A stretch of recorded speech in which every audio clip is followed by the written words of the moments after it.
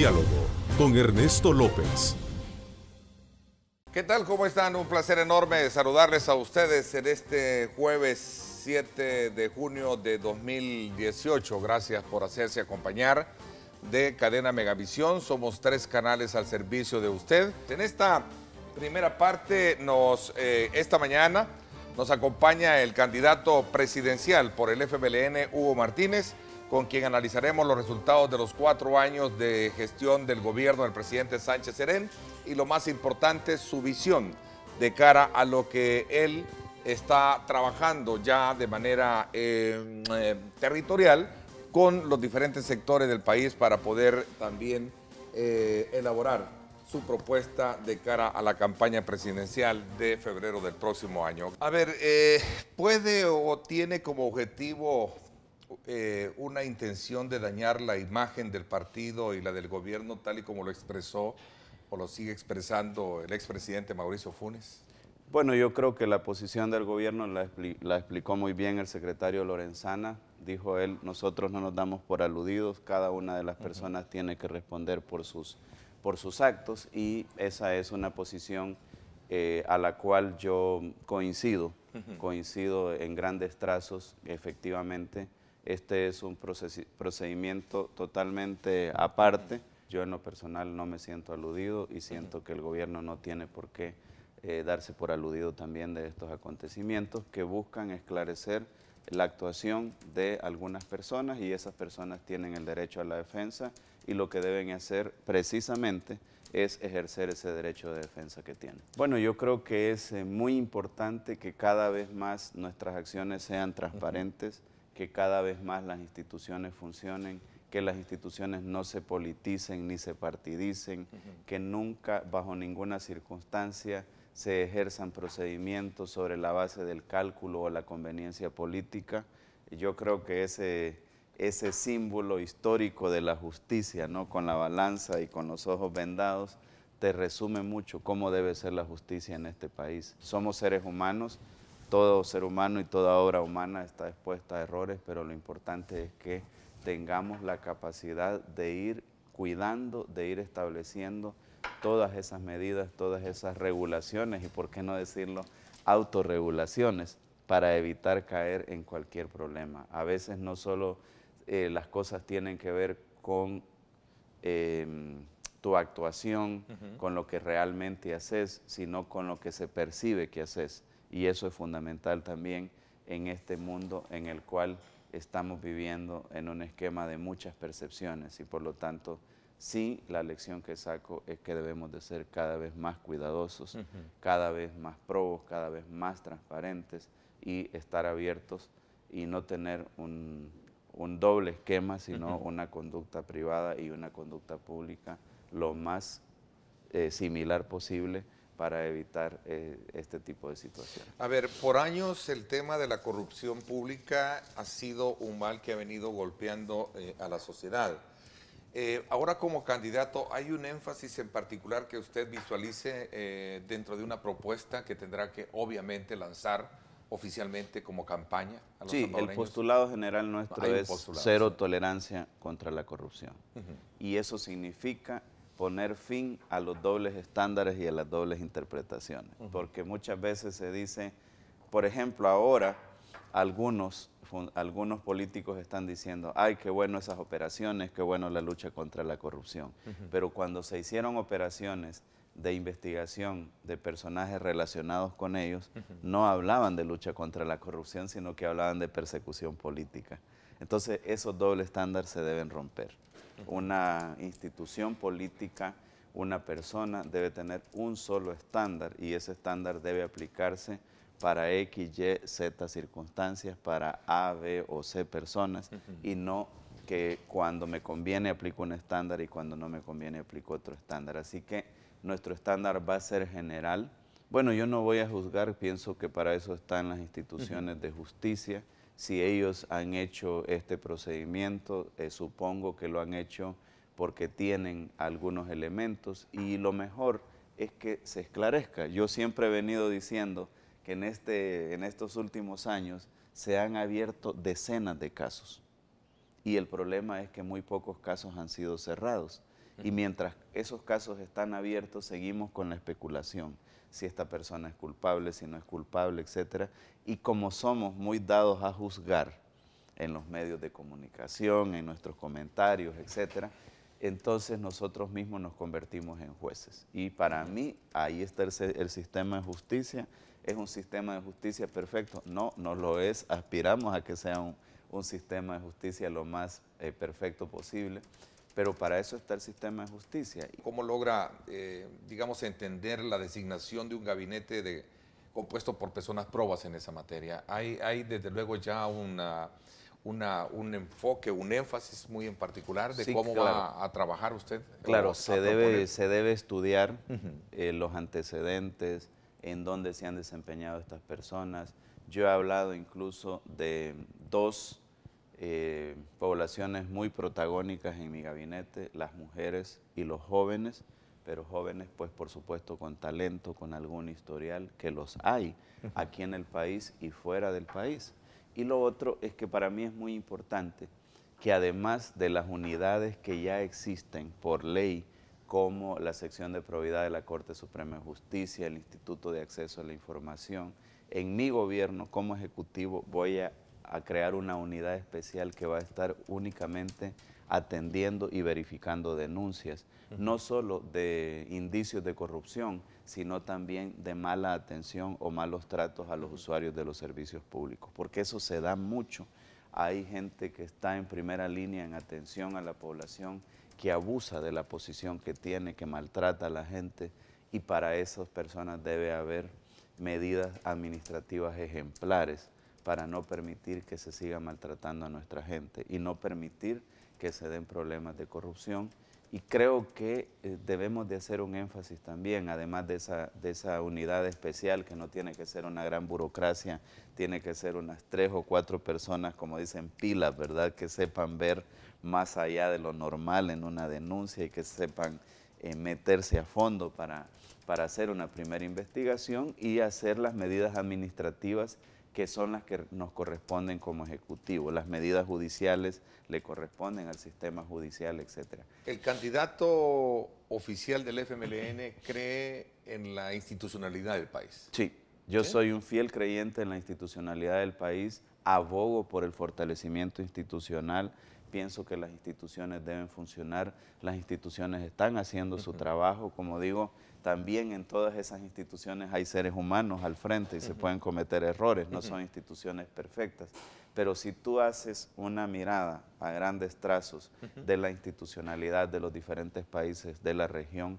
El Salvador está de lejos muy consolidado, a pesar de que nuestras instituciones vienen de ser reformadas o de ser establecidas hace 26 años producto de los acuerdos de paz. No se trata de crear una institucionalidad internacional si tenemos una institucionalidad nacional que está funcionando. Y estas operaciones son prueba de que está funcionando. Cada quien tendrá su juicio sobre estas operaciones. ¿Se desliga de cualquier efecto per se que pueda tener para el gobierno? Obviamente ya usted lo dijo, lo reconoce. El secretario Lorenzana lo dijo ayer claramente. En mi programa acá ayer, por cierto, lo dijo públicamente. Para su partido y para su candidatura igual. Igual, yo no veo ningún problema, la investigación debe seguir y cada quien debe responder por sus actos. ¿Cómo usted visualiza, bajo ese enfoque, hablar de una apuesta que permita de alguna manera perfeccionar estos programas sociales? Bueno, pensando en esas 3 preocupaciones fundamentales que la población ha expresado y que para mí se deben convertir en oportunidades. La preocupación por la seguridad, la preocupación por el empleo y el crecimiento económico y la preocupación por el futuro de los programas sociales. Entonces, esas preocupaciones yo creo que las debemos convertir en oportunidades y hacer un triángulo virtuoso que nos permita complementar cada una de esas áreas una con la otra. Por ejemplo, por años se dijo aquí que la clave unilateral era el crecimiento económico, que solo se debía apostar al crecimiento económico y que íbamos a crecer tanto que iba a haber un rebalse. Eso falló, por 20 años se mostró que no funciona ese enfoque unilateral. Y aunque yo me siento orgulloso de haber sido parte de un gobierno con un enfoque social, también estoy claro de que no puede haber un enfoque unilateral en lo social, que para financiar esos programas sociales necesitamos empleo y crecimiento económico. Entonces, mi apuesta no es unilateral solo sobre los programas sociales, sino también sobre la generación de empleo y el crecimiento económico. Porque en la medida que generemos empleo y crecimiento económico, vamos a lograr más recursos para financiar esos programas sociales. Aquí no se trata de más impuestos. Yo lo he dicho claramente, no creo que el camino sea aumentar impuestos en este país. Creo que el camino sí debe ser aumentar la recaudación. ¿Visualiza Hugo Martínez un plan de austeridad más allá de los marcos legales que tenemos hoy en día? Por ejemplo, tomar medidas irrestrictas en un nuevo o tercer gobierno, similares a las tomadas en la Asamblea Legislativa actual, por ejemplo. Mira, yo estoy de acuerdo con la austeridad, pero la austeridad no puede convertirse en un freno para el desarrollo económico mismo. O sea, las instituciones tienen que funcionar, tienen que hacer su tarea, las instituciones, y para eso las instituciones deben de tener recursos. Pero aquí no es la falsa dicotomía Estado-mercado, ¿verdad? De aquella tesis que los mismos que plantearon la teoría del Reval se plantearon, entre un Estado más pequeño mejor, decían. No es esa la contradicción fundamental. El Estado debe ser del tamaño y de la eficiencia y de las necesidades que tenga la población. No vamos a irnos a un extremo de un Estado que por generar empleo per se se vaya haciendo grande, se vaya convirtiendo en una gran maquinaria que después no se puede financiar. Pero tampoco nos vamos a ir al otro extremo de dejar sin instituciones a nuestro país, por lo mismo que hablábamos, ¿no? Las instituciones deben funcionar y deben existir. Y otra vez, no venir con doble estándares, porque, por ejemplo, hay gente que ahora está diciendo, yo rechazo el uso de las camionetas en la Asamblea Legislativa, y uno de ellos tenía una camioneta de más de $120,000 cuando era alcalde de la Municipalidad de San Salvador, y ese caso fue del conocimiento público. Entonces no podemos venir ahora a vendernos con hábito de puritanos si hemos cometido esos errores. Yo creo que si de verdad se tiene voluntad, se debería de empezar diciendo, yo reconozco que hice eso, yo reconozco que tuve una camioneta de más de $120,000 cuando era alcalde de San Salvador, y el nuevo alcalde la subastó para generar recursos para financiar proyectos. Doble estándar en el tema de probidad, de lo que hablábamos, que usted y doble estándar en esto también. Y doble estándar en el tema de austeridad. Probidad y austeridad. Esos doble estándares se deben romper. O sea, uno no debe ser con dobleces, uno no debe ser con doble rostro. Entonces sí está bien. Si ya no se van a usar no se van a usar las camionetas de la Asamblea, perfecto. Pero que no se venga a decir ahora que alguien es el non plus ultra de la austeridad si viene precisamente de hacer ese tipo de acciones cuando era alcalde municipal de San Salvador. Entonces, a eso me refiero, que las cosas se deben de manejar de una manera, de un solo rasero y no con doble rasero. A ver, un poco para hilvanar esa visión que usted plantea bajo un componente de campaña y de plan, que obviamente vamos a conocer, y entiendo ya se está elaborando, ¿es un plan propio, es un plan de Hugo Martínez, bajo una visión de país, o es un plan del partido? No, es un plan que se construye con la gente.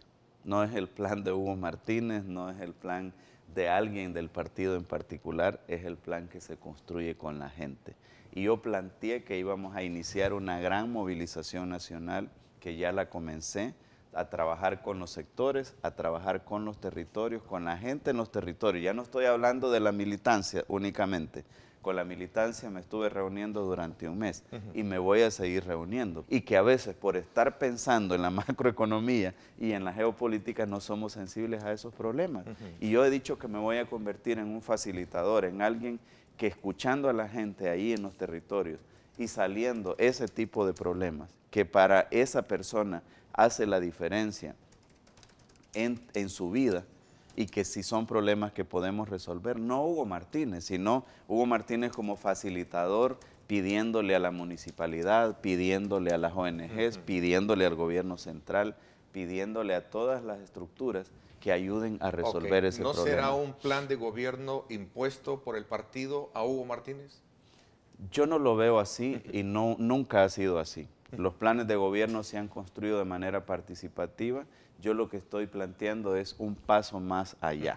No solo de una manera participativa invitando expertos en un área que está bien. En algún momento tenemos que invitar expertos para darle ya el enfoque técnico a ese plan.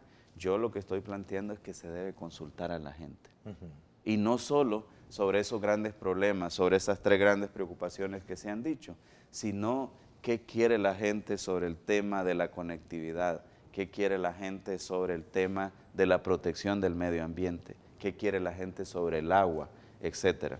Que ya hay muchas cosas dichas, pero hay que contrastarlas con lo que nos está planteando la gente en el territorio, porque muchas veces solemos hacer afirmaciones a la ligera y decimos, que yo ya sé qué es lo que quiere la gente. No, hombre, hay que preguntarles, hay que contrastar, hay que ratificar si lo que estamos diciendo y lo que creemos que hemos entendido que quiere la gente es lo que realmente quiere la gente. El proyecto histórico del FMLN no está en discusión. O sea, siempre dije que si el FMLN cambia su proyecto histórico, deja de ser el FMLN. Y yo más bien estoy propugnando porque el FMLN vuelva a sus orígenes. ¿Cómo?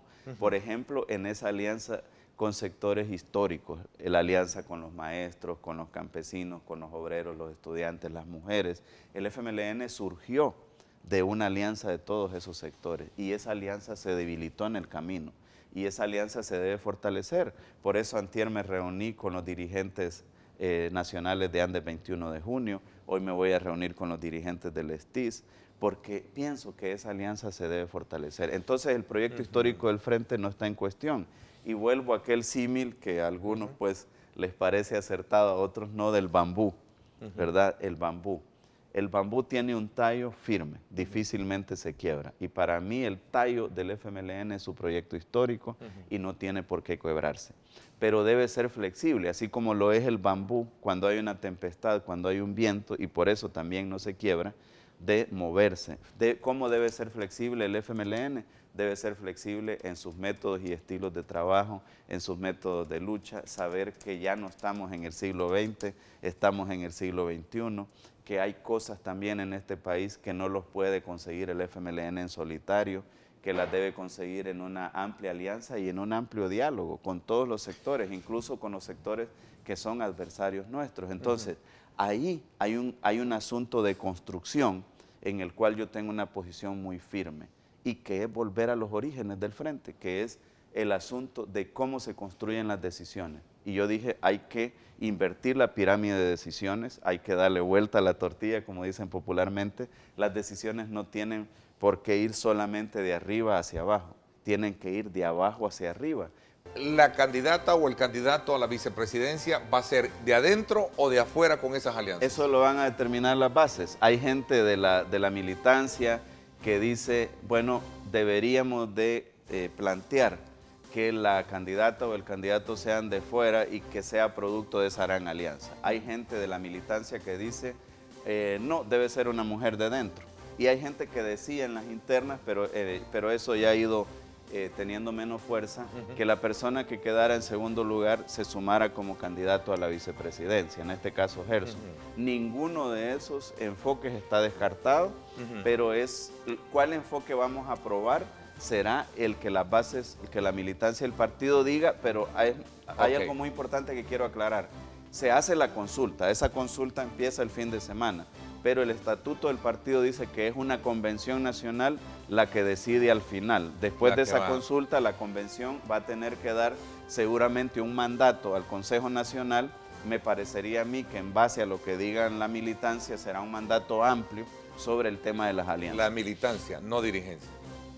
Es que el partido es uno. El partido es uno. ¿Gerson Martínez le gustaría tenerlo de vicepresidente? Bueno, Gerson Martínez, y este es producto de la misma madurez de nuestro proceso. Antes de que se anunciaran los resultados oficiales me llamó, me dijo, te felicito, reconozco los resultados y estoy a la disposición para colaborar en lo que sea. ¿Lo va a tomar en cuenta? Claro, ya está tomado en cuenta. Gerson va a participar en el equipo para la construcción del programa de gobierno. Brevemente, dispuesto a debatir en esta campaña. Totalmente. Públicamente. Lo he dicho desde... Lo comprometo acá. Estoy comprometido en cualquier momento, en cualquier lugar, a debatir con cualquier candidato. Yo no tengo ningún temor de eso, no tengo nada que esconder y siento que tengo la capacidad para debatir en cualquier momento, en cualquier lugar y cualquier candidato. Así que yo estoy listo, así como nos invitaste en las internas a Gerson y a mí, ¿sí?, en un formato donde pudimos exponer y tú preguntarnos sobre todo, ya sea en ese formato o en cualquier formato, yo estoy dispuesto a debatir. Gracias, Hugo, por haberme acompañado. Vamos a tener más tiempo adelante de ir ajustando esa visión de compromisos que se adquieran en esa consulta territorial y de base con los... Quiero darle la más cordial bienvenida al jefe de fracción del Partido Arena, el ingeniero Carlos Reyes, diputado. Gracias por acompañarme, Carlitos. Bienvenido. Buenos días, Ernesto. Es un gusto estar, por supuesto, con el pueblo salvadoreño. También saludo a nuestro buen amigo Juan José Martel, diputado y secretario general de Cambio Democrático. Gracias por acompañarnos. Buenos días, Ernesto. Es un gusto estar contigo y con Carlos. Gracias. Con corriente en el tiempo, ¿por qué es importante retomar el tema de la apertura en este proceso de selección y escogitación de los candidatos a magistrados de la Corte? Y al final hemos terminado justamente creando un documento que lo hemos hecho público al pueblo salvadoreño y realmente contempla varios aspectos que creo yo vamos a tener tiempo de poderlos desarrollar. Así es. Y justamente lo más importante de todo esto es que hemos recibido con agrado de los demás partidos políticos. Aquí está Juan José, que ha visto ya nuestra propuesta en la subcomisión y lo ven. Y nosotros hemos dicho con toda claridad a los demás partidos políticos. A ver, pueden mejorarlo, pueden definitivamente hacer observaciones, pero creemos que estamos y contempla cuestiones novedosas. Novedosas nuestra propuesta de cara a la transparencia que creemos que debe de elegirse a los mejores hombres y mujeres para la Corte Suprema de Justicia. A ver, y lo más importante es que allana el camino de la expectativa y la demanda ciudadana que ha venido girando alrededor de este tema, Juan José. Es decir, que sean públicas las discusiones, los análisis, ¿verdad? Que se perfeccione y se profundice mejor en la entrevista con ellos. En fin, creo que es importante resaltar digamos, esas figuras en este análisis que tenemos de esta segunda parte del programa. Claro. No, mira, es importante todo lo que tenga que ver con apertura y con transparencia. Y nosotros lo apoyamos, no importa de dónde venga. Porque en la última década nosotros hemos recorrido de la oscuridad total y de la opacidad total en el Estado a una situación en que cada vez hay más transparencia. Antes, hace más de una década, lo lógico es que todo en el Estado era secreto, que no había ninguna información, que los funcionarios no decían lo que hacían, ni lo que no hacían, ni cuánto gastaba, pero a lo largo de la última década se ha transitado a mayores niveles de transparencia. Esto es resultado de la presión ciudadana. Esto es resultado de que diversas organizaciones sociales han ido creando con su voz y con sus propuestas un clima, una correlación favorable a la transparencia. En ese sentido, hoy estamos frente a una elección de magistrados distinta a la que se hacía hace 10 o 12 años o 9 años. Para empezar, hoy va a ser en la Asamblea Legislativa. Ya no va a ser en Casa Presidencial. Mucho ojo, ese ya es un primer paso. Hoy se va a respetar el listado de los 30 ciudadanos que se han puesto ahí, que han sido electos, unos por el Consejo Nacional de la Judicatura y otros por los abogados. Eso hoy no va a haber nadie que quiera meter un abogado a última hora debajo de la mesa. Eso es importante. Nosotros, tal como lo planteaba Neto, hemos hecho todo este proceso que creemos que es fundamental que tengamos con toda claridad esa guía para evitar todo lo que mencionaba Juan José. Y nosotros hemos basado este procedimiento de elección, este protocolo que le estamos llamando, hubiéramos querido reformar el reglamento y vamos a proponer todo esto que quede en el reglamento, porque esto se convierte en ley y para cualquier funcionario de segundo grado habrá que utilizar todo este procedimiento. ¿Qué contempla todo este procedimiento que estamos proponiendo? Bueno, en primer lugar, que haya una revisión de todos los requisitos materiales. O sea, ¿qué significa eso? Bueno, documentos de identidad, DUI, cuáles son sus títulos académicos, las declaraciones juradas que sean necesarias, lo que haya estudiado, todas esas cosas que realmente tiene un candidato. Yo creo que eso hay que hacerlo público y hay que decirlo con toda claridad. Ahora, para mí lo fundamental es, tiene que haber cancha pareja para todos. En una elección, sea de lo que sea, lo importante es que todos los contendientes tengan igualdad de condiciones a la hora de jugar, y eso me parece que es fundamental. Yo diría que debemos de evitar condenas mediáticas o glorificaciones mediáticas, porque aquí es muy fácil decir es que hay señalados, ¿y quién los ha señalado?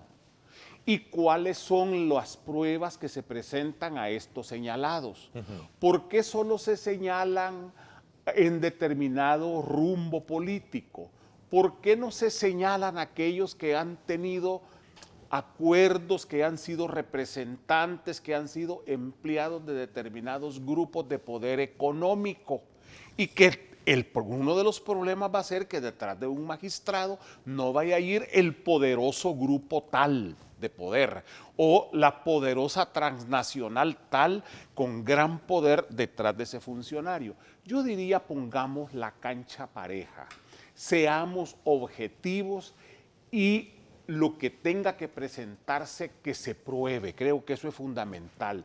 Mantener en todos los casos la objetividad me parece que es importante, de manera que se pueda escoger a los mejores, los que llenen el perfil, los que tengan la capacidad profesional, que se les sienta sentido y vocación. Creo que eso es clave. ¿Les complica un poco aplicar esa normativa con estos señalamientos que han hecho estas organizaciones con 2 o 3 profesionales que ya están dentro del paquete presentado a la Asamblea Legislativa? Insisto en mi pregunta. Por lo menos, mira, ¿o no va a haber, digamos, excepciones para poderlos incluir por cuestiones de justicia? Exacto. No, en mi caso no. Yo sí estoy abierto a las pruebas, porque yo conozco como 6 gentes que pertenecen como a 50, hacen como 50 organizaciones ONGs entre ellos.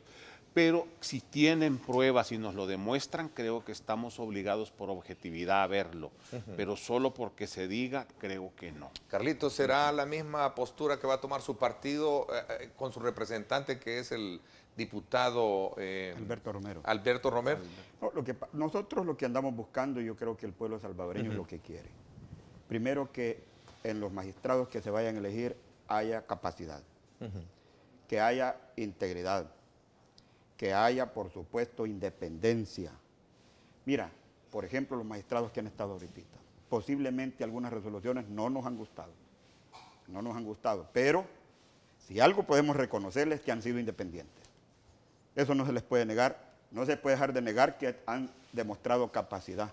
Entonces lo que estamos buscando es justamente eso, y nosotros lo que vamos a hacer es, por eso estamos proponiendo que todo sea público. Todo, entrevistas, los medios de comunicación que estén ahí, que estén viendo incluso, es más, estamos proponiendo que exista incluso una calificación, porque no vayamos a venir que el que sacó 6 es el que primero que va a quedar en la lista, o sea, yo creo que deben de valorarse todos estos aspectos, y ahí en esas entrevistas es donde se irá conociendo justamente cómo va, al final, cómo van saliendo cada una de estas personas, y la población, si está pendiente, todos los tanques de pensamiento, las universidades, el consorcio, toda la gente, el que quiera, podrá ir diciendo, bueno, aquí estamos viendo capacidad. En segundo lugar, yo creo que estos procesos son perfectibles. Hoy va a ser mejor que antes, pero mañana tiene que ser mejor que ahora. Por ejemplo, los cuestionarios deberían de ser elaborados por equipos especializados de las universidades, rectores de universidad, decanos de facultad de Derecho, por ejemplo, que podrían hacer excelentes preguntas. Además de tener una etapa, como bien dice Carlos, de recibir consulta ciudadana. Eso se abre un periodo de consulta, la gente envía, van a haber muchas preguntas que son parecidas, van a haber muchas preguntas pertinentes, otras a lo mejor impertinentes, y sobre esa base se puede complementar el cuestionario hecho por el nivel académico. La voz denunciante serás tú, dices, a la hora de poder ver. Yo voy a tratar de. No estoy diciendo que los demás no son objetivos, pero yo voy a comprometerme a hacerlo, ¿verdad? Digamos, han acordado no incumplir los términos del tiempo. Nosotros esperamos. Los tiempos. Esa es nuestra propuesta. Y por eso hemos sido abiertos, incluso para conformar la comisión.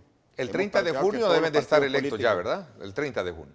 No, tal vez el 30 de julio. Yo lo que entiendo ¿De es que junio los o julio? magistrados, Corrígeme. los magistrados Julio. ellos terminan alrededor del 15 de julio ya su periodo. Entonces, para esa fecha deben de estar ya elegidos. Entonces, yo creo que tenemos el tiempo suficiente, no para correr, pero tampoco para ir con paso de tortuga, sino que ir avanzando.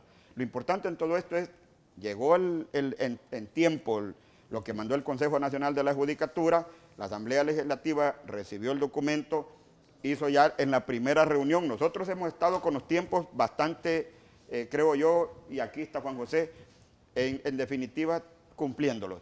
Ya se hizo la subcomisión dice, esta misma semana que se conforma, dice, el viernes tenemos la primera entrevista, y lo que decía Juan José, el viernes que van a llegar todas estas organizaciones, ya usted les puede decir como miembro de la comisión, mire, nosotros necesitamos que ustedes nos manden preguntas, que nos hagan llegar acá, si ustedes quieren participar, si ustedes quieren estar aquí observando, aquí estamos. Yo creo que eso es lo importante. Viene una segunda parte que es ya cuando la comisión se reúna y pasa esto al ¿Quién pleno. elige? ¿Quién Ojo, va a elegir? ¿La comisión? Ahí es donde se La va a comisión llegar. política. Así es. Es la comisión política, ¿eh? Ahí va a llegar el momento de los cúboles, porque hay una realidad. Para ser electo magistrado se necesitan 56 votos, ¿verdad? Esos no los tiene Arena solos, no los tiene el FMLN solos, no los tiene ningún partido político solos. Por lo tanto, ahí es donde va a haber un esfuerzo de acuerdo concertado. Y por muy buena fe que pueda tener o buena intención que pueda tener una determinada fuerza política, no está en sus manos. Me encanta cuando me llevas a esa frontera, cuando comenzamos a ver cuál va a ser el acuerdo político Exactamente. que te va a llevar a elegir el trabajo que ustedes van a hacer. Efectivamente, es decir, y al final tiene que haber una resolución. Ahí es donde ya no se Porque pueden Arena y el los Frente, tiempos. Arena y el Frente sí tienen los votos, pero necesita, perdón, tiene votos, pero necesita siempre de uno más. Sí, es decir, este caso, van a necesitar, Van a necesitar de Arena, perdón, van a de Gana necesitar- o de Así es.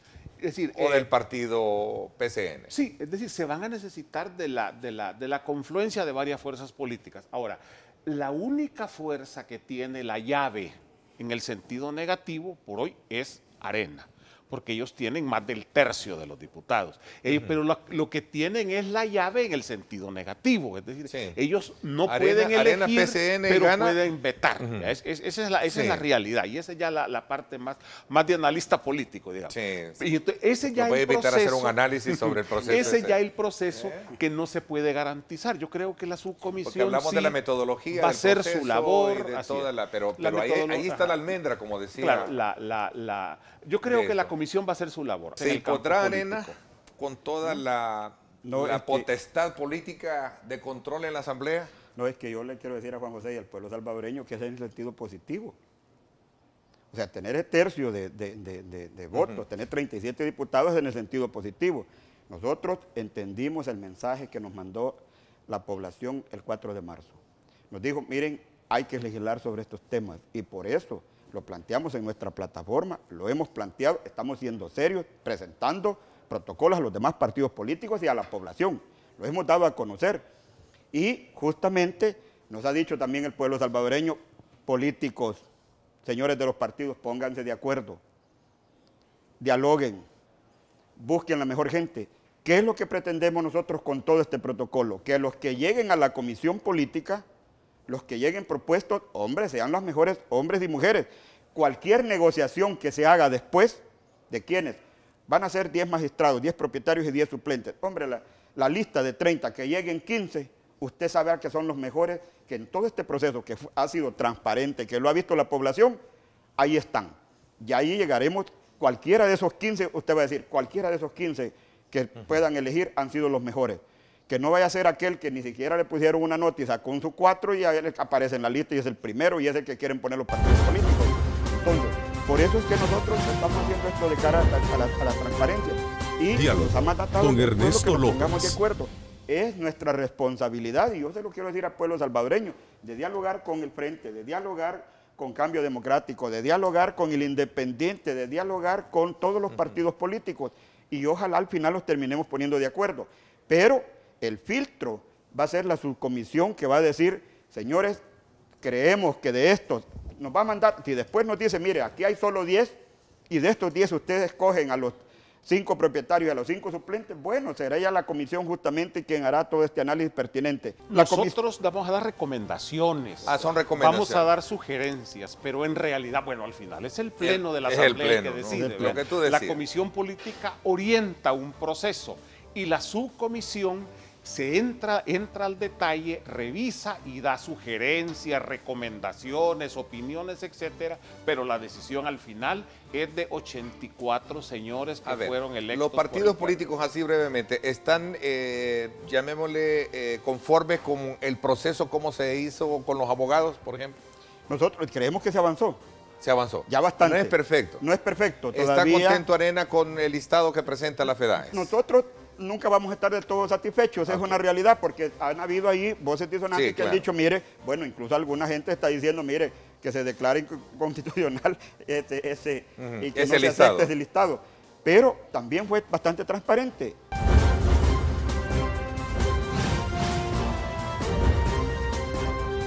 Diálogo con Ernesto López.